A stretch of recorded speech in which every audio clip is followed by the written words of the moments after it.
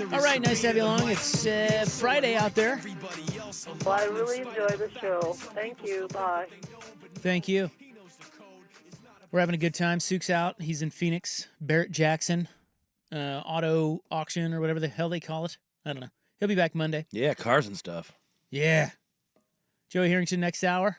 That's Buckley over there. Hi. Are you enjoying the sunny weather? I know it's been cold, but yeah. I got up this morning and I looked outside. I was like, didn't rain again. And then I started thinking, am I taking no rain for granted here? I'm sure you are. I mean, in January, getting no rain, what? That's a big win. We haven't had rain for a while. I know. Starting to spoil us. Yeah. I don't mind this, the cold. I like the clear and crisp. Yeah, quite crisp, a bit. Blue sky. Yeah. Reminds me of Kansas, my homeland. Well, anyway, hope you're having a nice little Friday. I really do. Yeah. It's time for randoms. I saw where the odds on the Blazers landing Cooper Flagg now 10-1. Flags! Which is not good. Well, I mean, it's not terrible. It's not good for. Well, here's the context if you want it. Yes. The Wizards are 5-1. The Jazz 5.5-1. The Nets are 6-1. The Hornets are 6.5-1, and the Raps are 7-1. And then yours. So if you wonder what 10-1 means, you have to bet 100 to win 1,000. So it's a long shot. Now. And there are too many teams ahead of you. Yeah, well, that's just it. It's like, well,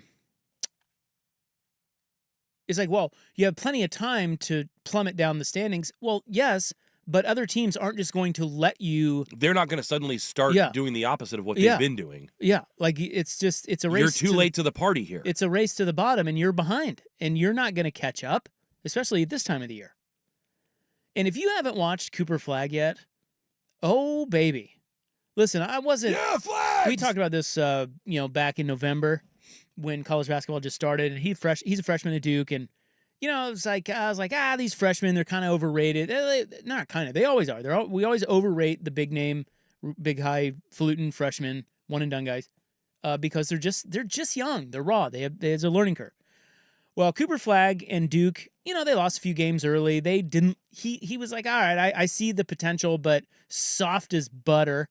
And, I was like, all right, well, we'll see where they're at come March, Oh, baby. He has figured it out. I saw that he's shooting 63% in his last 6 games. Like Yikes. They can't stop him. The college guys can't stop him. Now he's still, just think about when he gets some bulk and some muscle and just more experience, little age. Dude, he is legit. And of course, everybody's been saying that, but you got to lay your eyes on him to really get it. And I'm telling you, dude, he's unbelievable. So how the Blazers didn't have a better plan to land this guy is exactly why we have no faith that they'll ever turn a corner. Because, well, a great example, look at Utah. And you don't even need to, there's no guarantee that you can be the team to do it just through tanking. But you could put yourself in a whole lot better position, and they haven't. Well, you have to have a plan. And this is what I was going to bring up Utah. Look, Utah wasn't very good last year, but nobody had them in the Cooper Flagg sweepstakes. No. Well, what happens? They hired Danny Ainge, and Danny Ainge isn't dumb. Danny Ainge is like, wait a minute. Straight to the bottom, boys. Yeah, that's right. And it's like, why didn't you do that? I don't know. And you've got the roster to do that. You have a better roster to do that than he did. Yeah. I mean, it's not like Laurie Marketing got hurt and then Ainge was like, okay, well, maybe we'll just shut her down. No, he had a plan. I would love to know how he went about it, but because there's some finessing that has to be done with that. For sure. But they have the second best odds, Utah. And that's a guy like the NBA. That league is a league of dudes. In other words, if you get the guy, you're getting other guys. That's really it. The NFL is just so much more complex in terms of the salary cap and building out a roster. And you have to have a GM. You have to have good scout. You have to have everything. You could dumb it down in the NBA to saying you need 3 good guys. That's right. And maybe a kind of so-so coach. And to get 3 good guys, there are a handful of alphas in the NBA circles. You need one of those guys. One of them is Pat Riley. One of them is Danny Ainge. And what's crazy, and there are others, but I'm just saying that's what you have. In the NBA, everybody knows who gets the guy. So if you get a Danny Ainge and Pat Riley, they're going to go get the other guys. It's not Joe Cronin. No offense to Joe Cronin. He's just very inexperienced. So Danny Ainge was sitting out there. You had your shot at Danny Ainge. Now, I'm not saying Danny Ainge would have taken the job, but he has ties to Portland, played for the Blazers. So why there was never even any mention of them trying to go after him. And now he lands in Utah, and now he's playing chess, you're playing checkers, and you maybe could have had him, or you at least got to take a run at him, don't you? You at least could have been in a better position than you're in. And you're not, and because and that is a choice. And now he is right in the heart of the Cooper Flagg. Like, dude, if that guy goes to Utah, gets Cooper Flagg, and they lap the Blazers, I mean, I don't know. What gives you hope? I mean, that's a great question. Because it's just not, I don't know, the NBA, it's not the front office. It's not the staff. Right now, it's not the players. What would give you hope right now? God. I mean, just a sale. I think a sale. That's it. Yeah. That's it. Yep. That's yep. really a change it. in management. And I know people are going to try to tell you, well, a sale won't mean anything. Jody spends money. Well, yes, she'll spend. She's got dough. She'll spend it. But what good does it do if she doesn't know what she's doing? You need a makeover from the very, very top of this organization. I couldn't agree more.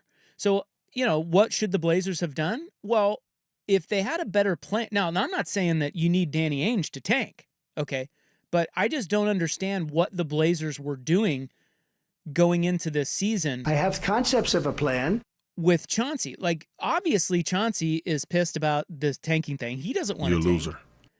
So I think the Blazers almost had to fire. I don't know why they still have him. Why did you not? Because you have to be on the same page. You have your GM all the way down. You have to be on the same page. So you got to. If the coach is going to say, "Hey, dude, I'm trying to win as many games as I can," well, then he's out, and that would have been dirty. But it's a dirty business, so he's out. Yeah, I mean, then you hire someone. If he wants to do something in his first head coaching position that is counter to what you're trying to do as an organization, then you've got to part ways. Bingo. And everybody knows he's not coming back. They didn't re-up him. So I don't know what they're doing with him. Chauncey is, to me, I think he could be a really good NBA coach. I really do. And we have no idea because he's had nothing.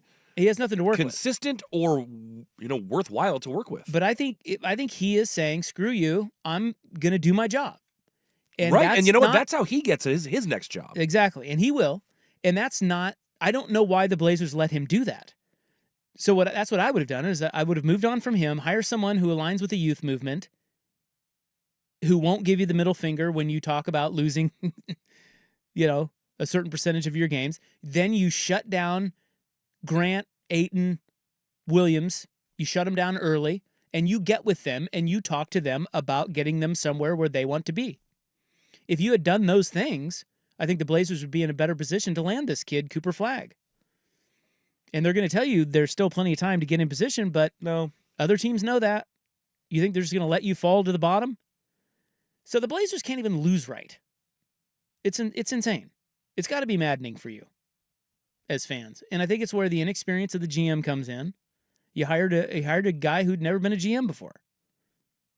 So your entire franchise, you got to be on the same page with this stuff. Kind of rudderless. Totally rudderless. And in this instance, it's clear that the coach and the GM aren't on the same page. And so I don't know. I don't know where you go from here. And for those who don't believe in tanking, I get that point of view. I really do. But get ready for more of this. Whatever it is. But what I would say to you is the Blazers are 16-28. Is that better than 6-38? And if you say yes, you're an idiot. Because what's the difference? You suck either way. So it pays to suck worse to get better faster. Now, there's no guarantee at all. Of course not. But you're playing odds. But you're 16-28. You talked about this earlier with gambling. You're playing the numbers. That's what you're trying to do. You're trying to give yourself the best probability, the best percentage, the best opportunity. Yes, and I think that there's a difference. It matters who is the number one pick. And no, there's no guarantee when you tank that you're going to turn it around because you may have just bad management. But doing it last year for Anthony Richardson was not 100%. what anyone was interested in. That's right. When there's a carrot like Cooper Flagg, you got to get your ducks in a row from the start of the season to really get down there and get that. Because that guy changes your franchise. That's the guy, not Resar. How's that guy even doing? Resar what? Anthony Richardson. How's he doing? Is he any good? I don't know. Good question. I believe that the second pick, Alex Sarr, is the favorite to win Rookie of the Year, not Richardson. Okay. As I predicted. Is that what you said? Yeah. Well, I scout the league, you know. Well, anyway, the Blazers.